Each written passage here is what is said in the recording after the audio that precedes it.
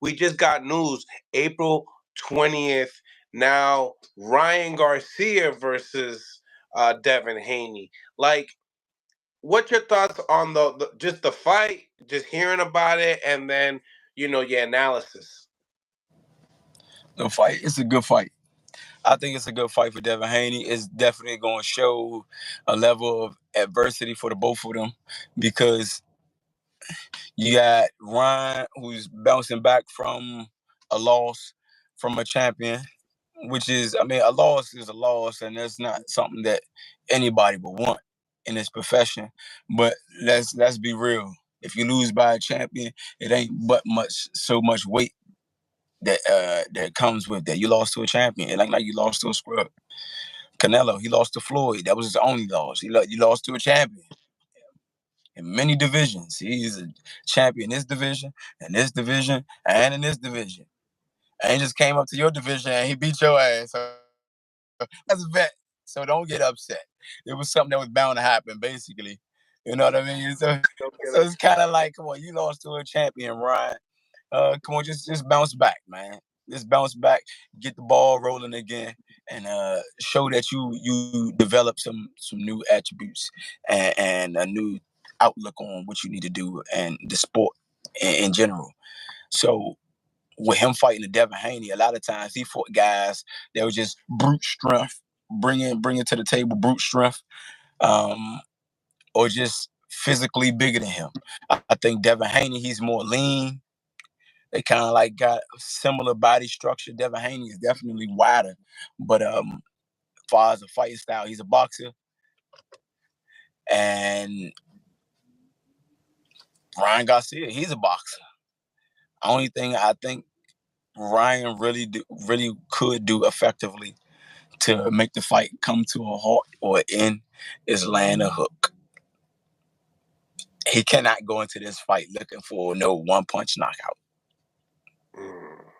Devin Haney ain't going for that. He's not. That's true. So now you're going to have to see Ryan applying pressure. The only time I ever seen Ryan apply pressure was in the beginning rounds when he fought Tank. It was the only time he damn near started throwing elbows, to be honest. I said, I see you, you slick motherfucker. I see you, Ryan. Damn near started throwing some elbows, but it's cool. He gonna have to apply that same type of pressure when it comes to Devin Haney, because Devin Haney, he gonna box his ass too. He gonna box it. Devin Haney gonna box it until he get comfortable, find his range, and before you know it, he gonna be picking them apart. You think that fight goes the distance? Of course. Of course. Ryan, he's not stupid. You know, he's the type, he get hurt. He's not going to just sit there and just trade with you while he's hurt. He's going to grab, he's going to slide in, close the distance, slide in and grab you and stuff like that until he recuperates. That's Ryan. That's smart. You know, as a professional, that's the responsible thing to do. Either bring them hands high, catch fire, slide in close, you know, whereas though the guy can't get nothing really effective off or no leverage off of his punches because you already hurt. Why let him get at range where so he can line you up again? Slide in, hands tight. If you ain't got your hands up, grab them. Get your recuperations, get your equilibrium back. Let the referee say break. Let's reset this shit. I think Ryan, he's going to do that. He's smart enough to do that. He's been hurt before, and that was his go-to responsibly. And that's what you're supposed to do as an athlete in this profession. You know, not supposed to trade, not supposed to just sit there and thug it out with no guy that's already knocking your noodles loose. Your noodles are already damn loose, and you want to just sit and let this guy hit you some more. Nah, be responsible. That's why you got defense. Do you believe that what had happened with them in the amateurs being like 3-for-3 matters in a match like this now that they're in the pros? It's like you and Boots, but obviously you won fight more the majority of the fights. But it's like, does it matter in the pros? I mean, I'm not everybody. Everybody not me. It matters to some people. They call that a psychological thing. It's a psychological thing, and that's something that you can't control. And that goes back into having a good a good corner, you know, a good team. Because a lot of times you got fighters in here in this sport that they can have a good coach, they can have a good trainer, like assistant trainer and stuff like that, mid man and stuff like that. Because normally that's who's working the corner: your mid man, your head coach, and a cut man. That's it. That's your team right there. And your team can be giving you good instructions, but it's up to the individual, the fighter, the one that's participating, to take heed to these instructions and bring it to life. Your corner see what you can't see. Yes, you in there, but they got a better perspective. They got a better view. You know what I mean? Your corner. So now when your corner say, hey man, look, you got to start touching this kid downstairs. You got to start going 3 downstairs and 2 upstairs. 3, 1, 2, whatever numbers or code that they use.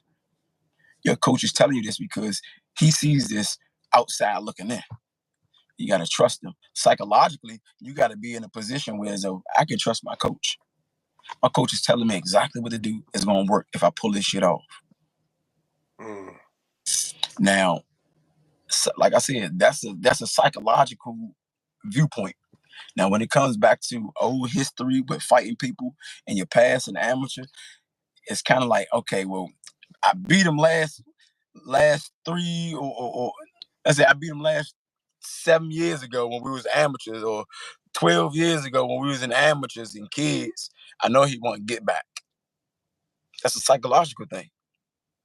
Yeah. Vice versa on the opposite side. Psychologically, this motherfucker beat me when we was in the ringside tournament in amateurs, and I never got the chance to fight him again. I know how he gonna fight. This time I'm gonna fight him harder. Watch. That's a psychological thing. You know what I mean? So it's like I really can't control who does what once they go up against an opponent that they already been up against. Right. That's them. Me personally, right. Yes, I know people change. People change. The mind change. No, but there are some things that stays the same too. Yep. Absolutely. That's why we bank on the scientific aspect of the sport. Like, come in shape, in good health, physically, and every cylinder is firing how it's supposed to fire when it's coming to speed, your listening skills, your defensive discipline. As a machine, all of these cylinders, they gotta fire like how you need them to, because you're practicing this stuff in a gym, but you're practicing it in a gym for a reason, because come to real dance, it gotta relate. You know what I mean? That it gotta reciprocate. That's a fact. That's a fact. Exactly. So that's the science of the sport. Like, these are the things that you have to have in order before you get in that ring. Can't get around that. Whether I fought you before in the past or not, if every cylinder of yours isn't firing how it's supposed to, like you done overworked yourself in the gym and you came in the fight and third round you like dehydrated, that's not my fault. That's a you thing. And guess what? I'm about to dig into your ass. That's your ass, Mr. Postman. Oof. You know what I mean? So yeah. A lot of things, it could be psychological, but